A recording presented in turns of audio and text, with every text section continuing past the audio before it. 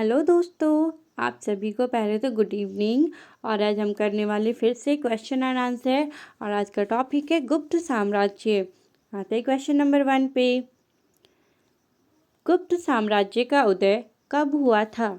Option है दूसरी शताब्दी के प्रारंभ में, दूसरी शताब्दी के अंत में, तीसरी शताब्दी के प्रारंभ में या तीसरी शताब्दी के अंत में। तो गुप्त साम्राज्य का उदय तीसरी शताब्दी के अंत में हुआ था। क्वेश्चन नंबर 2, गुप्त साम्राज्य का उदय कहाँ हुआ था? ऑप्शन है पाटलिपुत्र, पेशावर, कौशाम्बी या वैशाली। तो गुप्त साम्राज्य का उदय कौशाम्बी में हुआ था। कब हुआ था? तो अभी हमने पढ़ा तीसरी शताब्दी के अंत में हुआ था। क्वेश्चन नंबर 3, गुप्त साम्राज्य का संस्थापक कौन था? श्रीगुप्त, चंद्रगुप्त प्रथम, समुद्रगुप्त या कुमारगुप्त। तो गुप्त साम्राज्य का संस्थापक श्रीगुप्त थे। क्वेश्चन नंबर 4, कौशाम्बी किसके निकट है? ऑप्शन है इलाहाबाद, प्रयाग, देहरादून या काशी। तो गुप्त साम्राज्य का उदय जो तीसरी शताब्दी के अंत में कौशाम्बी में हुआ था, ये प्रयाग के निकट था। क्वेश्चन नंबर 5, श्रीगुप्त का शासनकाल कब से कब तक था? ऑप्शन है 220 से 260 ईस्वी, 240 से 280 ईस्वी, 280 से 320 ईस्वी या 320 से 360 ईस्वी। तो श्रीगुप्त जो थे ये 240 ईस्वी में बैठे थे और 280 ईस्वी तक इन्होंने शासन किया। तो इनका शासनकाल 240 से 280 ईस्वी तक था। क्वेश्चन नंबर 6, तो इसे ये भी याद रखें कि गुप्त साम्राज्य का स्थापना कब हुई? तो 240 ईस्वी में स्थापना हुई इसकी। क्वेश्चन नंबर 6, श्रीगुप्त का उत्तराधिकारी कौन था? ऑप्शन है चंद्रगुप्त प्रथम, घटोत्कच, समुद्रगुप्त या कुमारगुप्त। तो श्रीगुप्त के उत्तराधिकारी घटोत्कच हुए थे। क्वेश्चन नंबर 7, घटोत्कच का शासनकाल कब से कब तक था? ऑप्शन है 220 ईस्वी से 260 ईस्वी तक, 240 ईस्वी से 280 ईस्वी तक, 280 ईस्वी से 320 ईस्वी तक या 320 से 360 ईस्वी तक। तो इससे पहले जो थे श्रीगुप्त वो 240 से 260 ईस्वी तक शासन किए और उसके बाद उनका उत्तराधिकारी घटोत्कच जो हुए, इन्होंने 280 ईस्वी से 320 ईस्वी तक शासन किया। क्वेश्चन नंबर 8, गुप्त साम्राज्य का प्रथम महान सम्राट कौन था? ऑप्शन है श्रीगुप्त, चंद्रगुप्त प्रथम, समुद्रगुप्त या कुमारगुप्त। तो गुप्त साम्राज्य के जो प्रथम महान सम्राट थे ये थे चंद्रगुप्त प्रथम। क्वेश्चन नंबर 9, गुप्त साम्राज्य के किस शासक ने महाराजाधिराज की उपाधि धारण की? ऑप्शन है श्रीगुप्त, चंद्रगुप्त प्रथम, समुद्रगुप्त या कुमारगुप्त। तो गुप्त साम्राज्य में जिसने महाराजाधिराज की उपाधि धारण की ये थे चंद्रगुप्त प्रथम। क्वेश्चन नंबर 10, चंद्रगुप्त प्रथम कब राजगद्दी पर बैठा था? ऑप्शन है 280 ईस्वी, 300 ईस्वी, 320 ईस्वी या 340 ईस्वी। तो समुद्रगुप्त प्रथम जो घटोत्कच के बाद राजगद्दी पर बैठे, ये 320 ईस्वी में राजगद्दी पर बैठे थे। क्वेश्चन नंबर 11, चंद्रगुप्त प्रथम ने कहाँ की राजकुमारी से विवाह किया था? ऑप्शन है चीन, लिच्छवी, काशी या प्रयाग।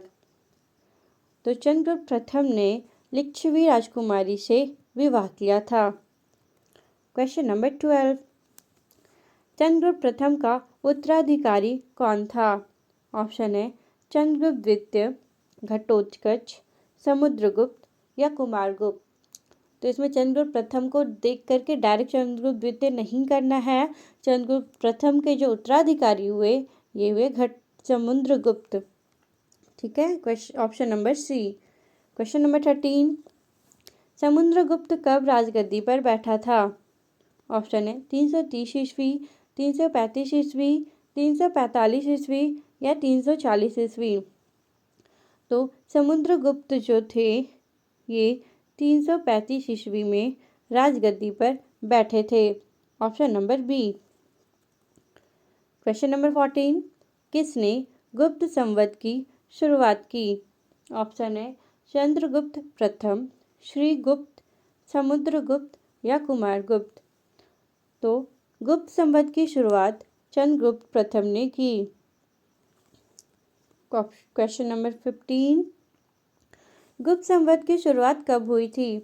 ऑप्शन है 318 से 319 ईस्वी, 319 से 320 ईस्वी, 321 से 322 ईस्वी या 322 से 323 ईस्वी। तो गुप्त संवत की शुरुआत 319 से 320 ईस्वी में हुई थी, 319 से 320 ईस्वी। क्वेश्चन नंबर 16, गुप्त साम्राज्य के किस शासक ने आर्यवर्त के 9 शासकों को पराजित किया? ऑप्शन है चंद्रगुप्त प्रथम, श्रीगुप्त, समुद्रगुप्त या कुमारगुप्त। तो गुप्त साम्राज्य के जिस शासक ने आर्यवर्त के 9 शासकों को पराजित किया उनका नाम है समुद्रगुप्त। क्वेश्चन नंबर 17, समुद्रगुप्त ने कहाँ के 12 शासकों को पराजित किया था?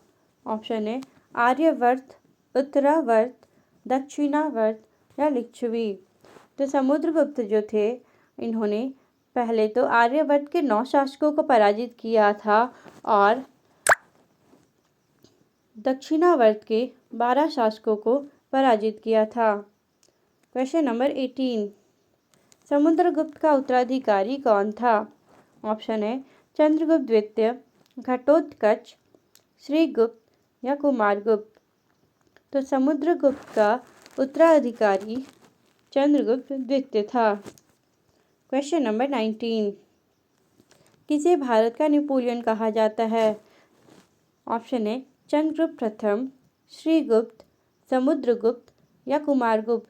ये बहुत ज़्यादा इम्पोर्टेंट है और मैक्सिमम एग्जाम में ज़रूर आता है, तो इसे बिल्कुल याद रखिए। किसे भारत का नेपोलियन कहा जाता है?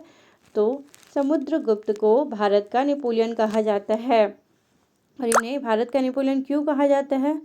क्योंकि इन्होंने आर्यवर्त के 9 शासकों और दक्षिणावर्त के 12 शासकों को पराजित किया था। इन्हीं विजयों के कारण इन्हें भारत का नेपोलियन कहा जाता है। क्वेश्चन नंबर 20, समुद्रगुप्त का दरबारी कवि कौन था? ऑप्शन है अश्वघोष, कालिदास, हरिसेन या तुलसीदास। तो समुद्रगुप्त का जो दरबारी कवि था ये हरिसेन था। ऐसे पहले हमने पढ़ा अश्वघोष किसके कवि थे? तो ये अश्वघोष कनिष्क के राजकवि थे। क्वेश्चन नंबर 21, समुद्रगुप्त किसका उपासक था? ऑप्शन है शिव, विष्णु, सूर्यदेव या गौतम बुद्ध।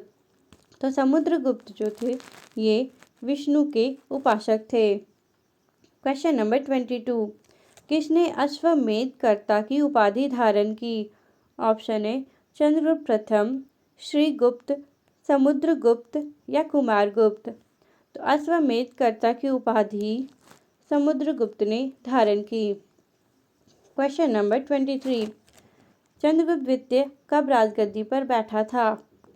ऑप्शन है 360 ईस्वी, 380 ईस्वी, 350 ईस्वी या 340 ईस्वी। तो चंद्रगुप्त द्वितीय ये राजगद्दी पर 380 ईस्वी में बैठे थे। क्वेश्चन नंबर 24, इलाहाबाद प्रशस्ति लेख की रचना किसने की? ऑप्शन है अश्वघोष, कालिदास, हरिसेन या तुलसीदास। तो इलाहाबाद प्रशस्ति लेख की रचना हरिसेन ने की थी और हरिसेन जो थे ये समुद्रगुप्त के दरबारी कवि थे। क्वेश्चन नंबर 25, फाहियान किसके शासनकाल में भारत आया था? ऑप्शन है चंद्रगुप्त प्रथम, चंद्रगुप्त द्वितीय, समुद्रगुप्त या कुमारगुप्त। तो फाहियान जो थे ये चंद्रगुप्त द्वितीय के शासनकाल में भारत आए थे। ये भी जरूर याद रखें, ये भी क्वेश्चन जरूर आता है। और ये फाहियान कहाँ के थे? तो ये फाहियान चीन से आए थे। Thank you for watching this video. आप लोग इसी तरह वीडियो डेली देखते रहे। अब आते हैं पिछले सवाल के जवाब पे। पिछले बार मैंने सवाल पूछा था किसके शासनकाल में बौद्ध धर्म के अधिकतर ग्रंथ दोबारा संस्कृत भाषा में लिखी गई? तो किसके शासनकाल में लिखी गई थी? तो ये थे कनिष्क। कनिष्क के शासनकाल में जितने भी बौद्ध ग्रंथ थे उन्हें दोबारा संस्कृत में लिखा गया था। अब आते हैं आज का सवाल पे। आज मैंने सवाल दिया है समुद्रगुप्त ने अपने सिक्कों पर क्या अंकित करवाया था? आप लोग प्लीज़ इसे कमेंट बॉक्स में ज़रूर कमेंट करें और आप लोग इसे लाइक एंड सब्सक्राइब करना बिल्कुल ना भूलें। इसमें और भी कुछ अगर ऐड करना है तो आप लोग इसे भी कमेंट बॉक्स में ज़रूर कमेंट करें। Thank you for watching this video again. कल फिर मिलते हैं नेक्स्ट सेशन के साथ। तब तक के लिए बाय बाय।